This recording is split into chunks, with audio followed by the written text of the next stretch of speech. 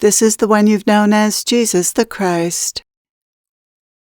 How to live is an art.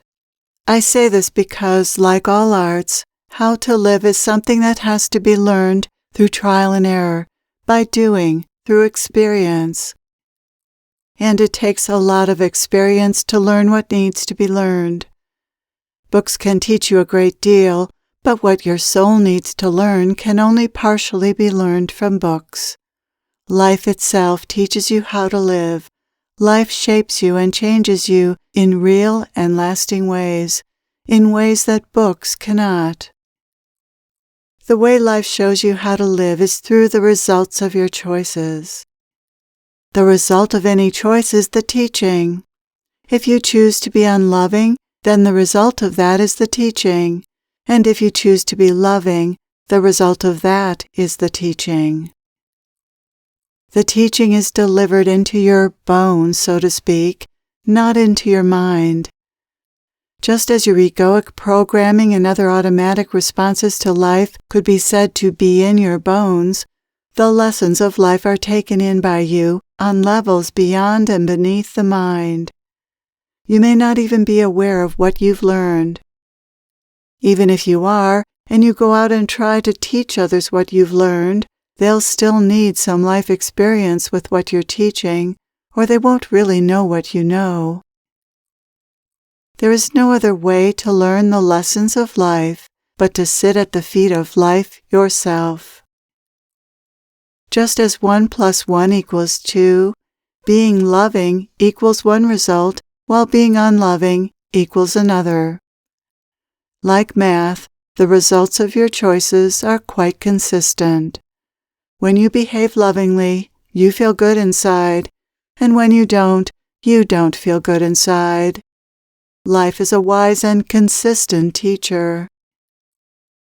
In this way, life is predictable, not in many other ways, but in this way it is. The same can't be said for people, as unloving acts are sometimes rewarded by people, and loving ones unrewarded. But that is the nature of free will.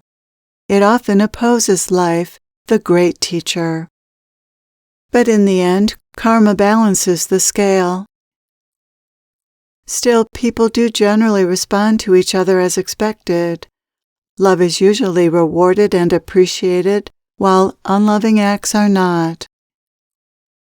Like a wise and kind parent, life teaches, not through punishment, but through consequences. What you experience in life might seem like punishment, but the truth is, your behavior and choices lead to consistent consequences that are intended to give you accurate feedback and shape your behavior in a certain direction. That direction is toward love. Like touching a hot stove, you aren't meant to repeat negative behaviors, but to learn from them and stop doing them. The fact that people often do repeat negative behaviors and suffer the consequences is not evidence of life's unkindness, but of the strength of the egoic programming. The tendency to behave in certain negative ways is not easily extinguished. The egoic programming is compelling, and so this plane of existence is inarguably a school of hard knocks. So what is life to do? It still needs to consistently show you how to behave, even if the learning is slow and the consequences are harsh. Despite the denseness of this plane of existence, teaching you to avoid suffering, even if that learning comes through suffering, is kind. And that is what life does. In the end, you do learn to be loving and happy. You do learn to create a happy life.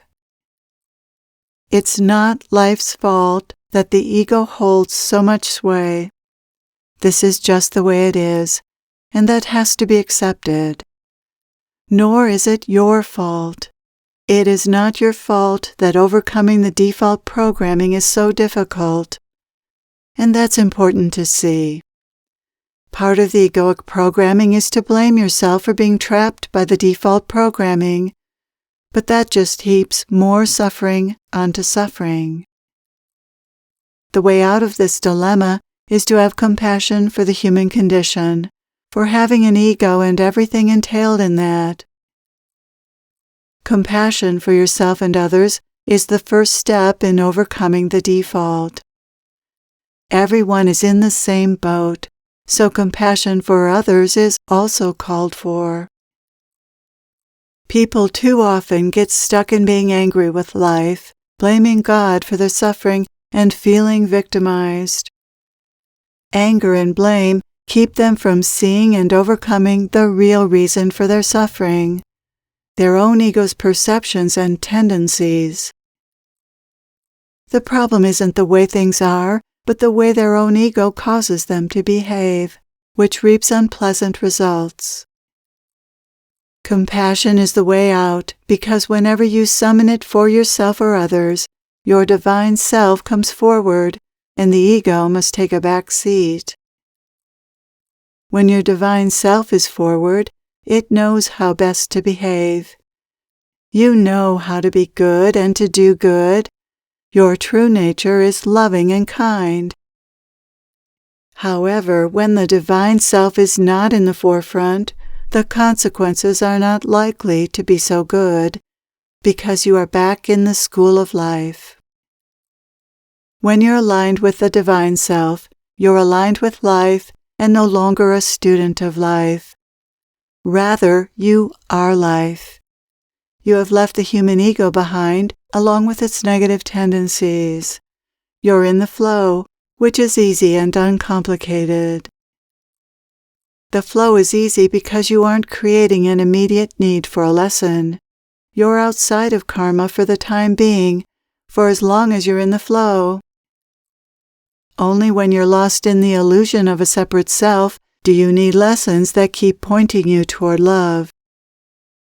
The main lesson of your entire evolution is for you to see that you are not a separate self, but love itself. When you see yourself as separate, which is the function the ego serves, you suffer. And when you experience yourself as divine, as love, expressing itself through your particular form, you do not suffer. The overall challenge and lesson of these human lives is to realize that you are not the judgmental, petty, lacking, egocentric self that you think of yourself as, but divine, which suffering helps you discover. Is that such a leap? You are and always have been an embodiment of the divine, but you may not realize this. Nevertheless, you can't help but experience your divine self. The illusion cast by the false self is not that steadfast or impermeable. It wavers, it blinks on and off. It can't be sustained. You don't always identify with your thoughts, and when you don't, you experience your true nature, if only briefly. Your true self is right here. It's seeing through your eyes. It's what feels the chair and the floor beneath you. It's what waves, what talks, what breathes, what does everything. The false self does none of it, because the false self is illusory. It's nothing but ideas about yourself. It's an illusion that the false self does anything. It's just that the true self allows this illusion to exist. It allows this illusory self to seem to take over these functions. But there's no such thing as a false self that can hear or read or experience anything.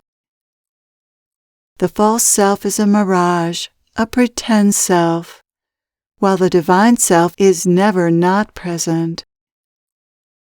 Sit with this a moment, because the divine self is so close that it's overlooked. That's all. I repeat, your divine self is never not present. For a time in your evolution, the false self serves. You aren't meant to realize the truth about yourself until your later lifetimes, when that realization becomes your life purpose, as it is for many of you. In earlier lifetimes, while the false self is believed to be who you are, you have other lessons, many human lessons related to ego, desire, emotions, and self-development. The egoic programming creates all the lessons you need as a human being, and when those lessons have reached a certain level of completion, then it's time to awaken to the truth.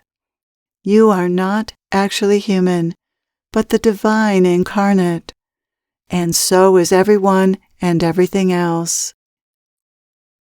Life is carefully guiding you on this human journey to its ultimate climax, the discovery of who you really are. You may think you're creating and shaping your life, which you are to some extent through your choices.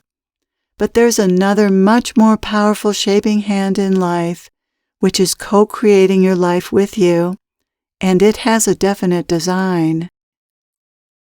Your life looks a certain way because it's been designed for you with your collaboration. It's designed perfectly for your growth.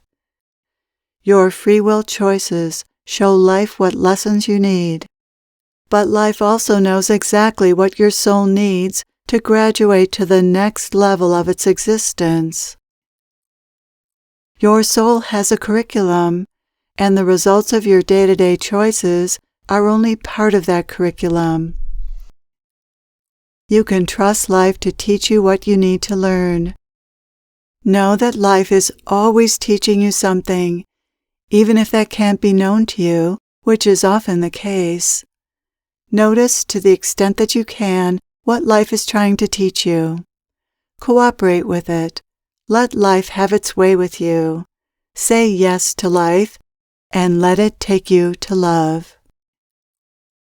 Thank you for being here. Thank you for being open to this message. I am with you always.